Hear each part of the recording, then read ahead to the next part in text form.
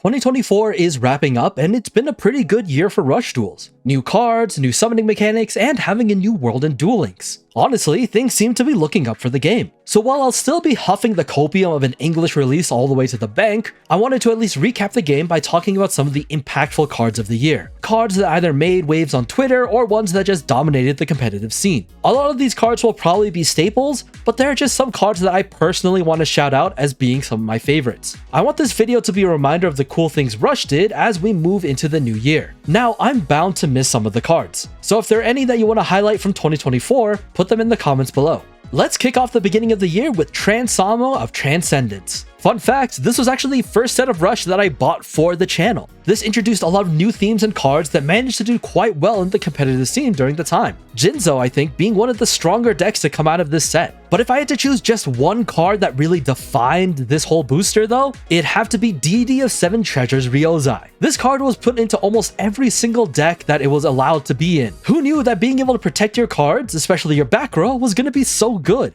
And it was so easy to bring out as well, only needing the already good Ship of Seven Treasures in the grave or a second monster with 2700 defense. Fun fact, this was actually the first Overrush rare I ever pulled for Rush Duels, so maybe it was a sign.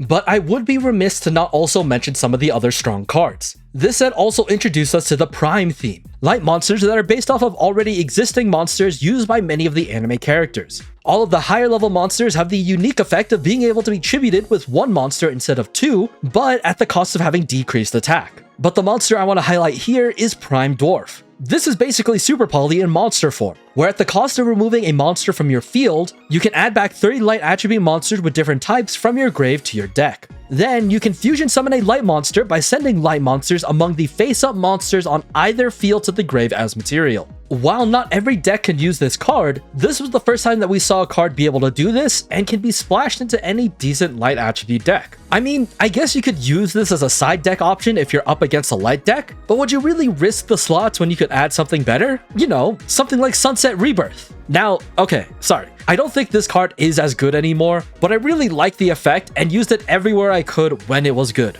This card activates on your opponent's turn when they draw a card or if a monster on your field is destroyed by a card effect. You can then special summon a monster from your hand to the grave in face down defense. Then up to 3 cards on your field other than Rebirth can't be destroyed by your opponent's card effects. Machine Inspector is a more niche card that can only be fully utilized in a machine deck, but it was strong enough to have been limited in competitive play. Both players excavate 4 and you can send up to 2 machine monsters and or traps among those cards to the grave. Then both players add the remaining cards to the bottom of the deck. If you sent a trap card to the grave by this effect, draw a card. A great way to get your machines in the grave to start activating effects, or you could disrupt your opponent by removing one of their traps. This was a huge boon for Yugioh decks, which were pretty dominant early in the year, since basically all they run were machines or trap cards. But it was partly due to that power that this card needed to be hit in order to make sure we didn't see Yugioh all year instead. Next up, we have one of my favorite sets of the year, Overrush Pack 2. Forget the $2,000+ Dark Magician Girl in Overrush rare. This box gave me my favorite deck to play, the Love Angels.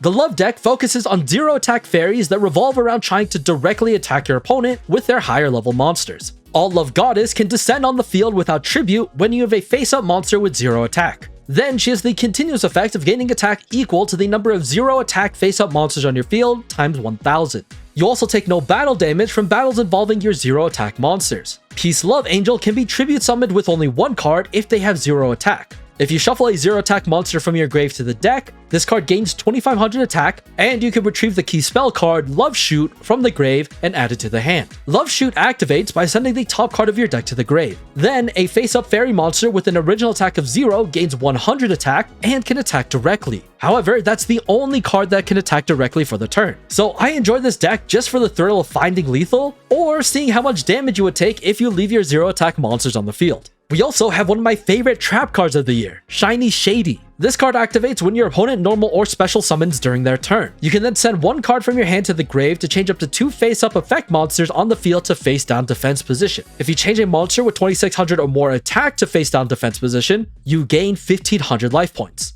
This can be a great disruptor to your opponent's lines, being able to prevent strong monsters from being able to act on their turn and giving you another chance for a comeback if needed. And hey, the extra life doesn't hurt either. Overrush Storm is another strong back row card that can remove a spell or trap card and put it to the bottom of their owner's deck at the cost of putting 2 monsters from the grave to the bottom of your own deck. You should probably main deck this card if your monsters are weak to a lot of back row, or if you don't have any natural removal from your own cards. Putting them back in the deck does mean it can come up again, but at least it won't be on the board and can bypass the destruction prevention of most card effects. Afterwards, we are introduced to Burst Rex of Awakening, which gave us 2 super strong staples that still see considerable use. The first is Jest of the Cosmos Princess, a generic spell that makes you send 3 cards from your hand to the grave, 2 of which has to be monster cards. Then it lets you destroy up to 2 cards on your opponent's field. If your opponent still has 2 or more cards on their field, you can draw 2 cards. Amazing value in both removal and resource gain, this card is put practically everywhere. So much that it was also hit by the limited list, forcing you to only run a single copy. But don't get me wrong, everyone still runs a single copy.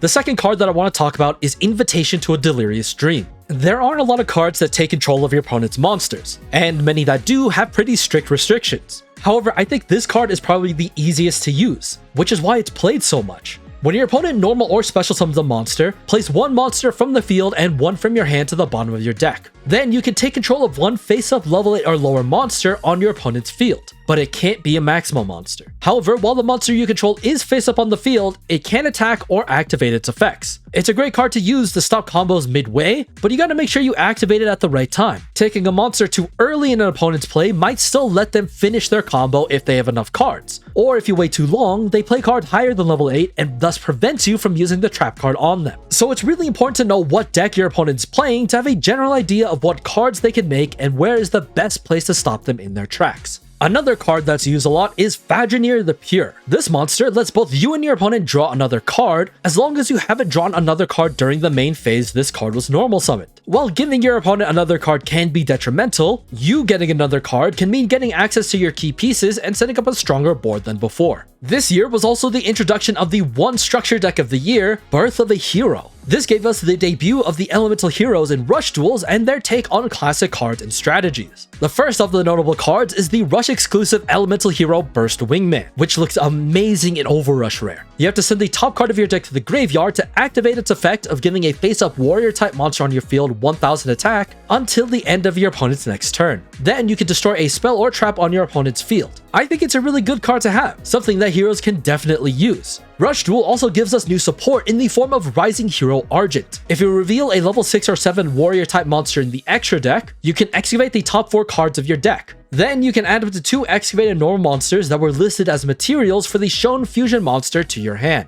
Place the rest of the cards at the bottom of your deck. This can help speed up your ability to fusion summon by getting your materials fast, and hopefully that gives you the advantage you need to develop your board. And finally, here's one of my favorites of the deck, Wrought Wyvern. This card can be special summoned in face-up defense position if you have a face-up warrior type normal monster. Then send the top 4 cards of your deck to the grave and add a fusion spell from the grave to the hand. It's such a cool design and its effect helps create more advantage in the long run.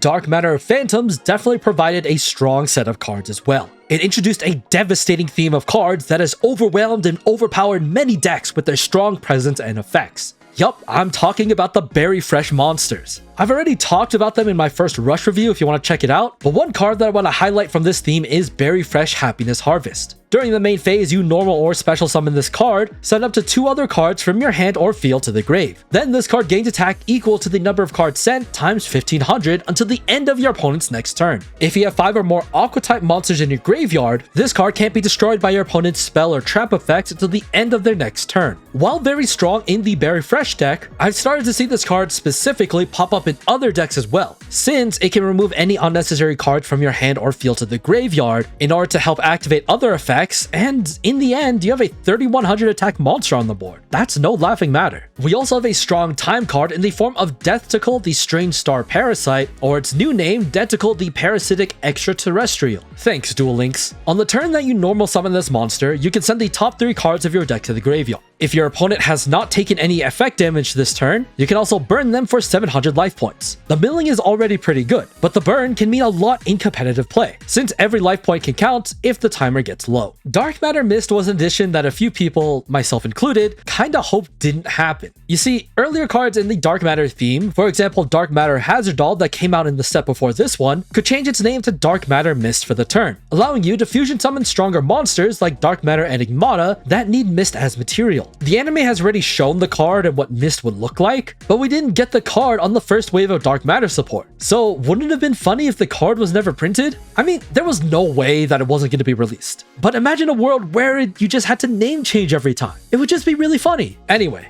since contact fusions were introduced to Rush, many older themes have also gotten their own fusion monsters to help them remain somewhat competitive, or just to add some extra power. One of these decks are the Executees, a strong series of cards that dominated the meta in the past. Now they've access to their new fusion monster, Executee Lumiere Frontier. Contact fuse by using Executee Lumiere and Executee Lilius. This card, on the turn that it's fusion summoned, lets you shuffle a face-up monster on your opponent's field into their deck. These cards have also been splashed into different decks. Personally, I've used it in Berry Fresh, and it's just a great way to bounce the scary monsters off the board. Definitely a fun addition to the game. Intentional Draw is a card that I personally like. It's not really used by many in the main deck, but it can be useful in its own way. When an opponent's monster declares an attack targeting your attack position monster, you can bounce both monsters to their respective owner's hands. Having this extra layer of protection is pretty nice, especially in decks where you don't use a lot of resources for your own monsters and your opponent uses a lot more. So it can be a viable side deck option if you think it's necessary. And as we continue into the fall, we'll see the return of some strong cards in the Neo Legend Awakening pack.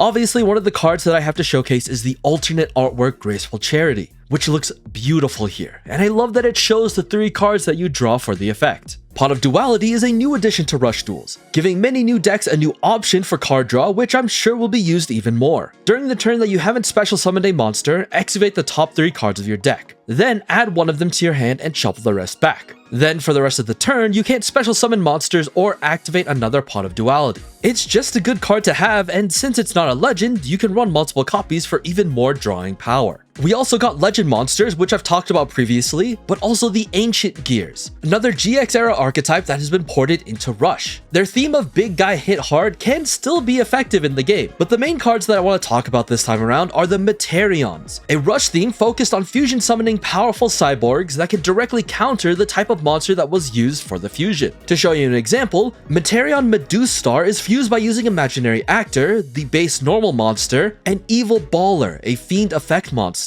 If you place a monster from your grave to the bottom of your deck, you get to choose from 2 different effects. You can either prevent the activation of a face-down spell or trap on your opponent's field, or you can destroy a face-up fiend-type monster on your opponent's board. It's a very versatile and adaptive deck that can really showcase your skills as a duelist. And finally, this brings us all the way to Salamandeus of Scorching, giving us amazing new chemicalized support, the gadgets and their new maximum monster, and a variety of new cards for previous themes. For example, this set gives us more love cards in the form of Love Anja, and my chase card of the set, I'll Love Anja. This card can be tribute summoned in attack position by tributing just one monster with 0 attack. Then this gets the continuous effect of gaining 2200 attack and piercing. Also, face-up monsters on your field with 0 original attack cannot be destroyed by monster or spell card effects, which I think is something this deck sorely needed. Outside of that, I want to talk about the main box monster, Vocalizing Salamandeus. This monster is fused from Chemicalized Salamander in a Pyro Aqua Thunder type maximum monster. Now, this isn't the first time we've seen a maximum monster being used as cost or tribute for another monster, but this just showed us another way to utilize maximums outside of just summoning it and going ham. Hopefully, we can see more of these in the future. But if you put 3 maximum monsters on the top or bottom of your deck, all face-up monsters on your opponent's field lose 3000 attack. Then, if you fuse this monster using a maximum mode monster on the same turn that you summoned it, you can make up to 3 attacks this turn. It's a pretty strong and powerful card that's built to end the game. Like I said, I'd love to see more cards like these that utilize maximums in new ways, and hopefully that happens soon.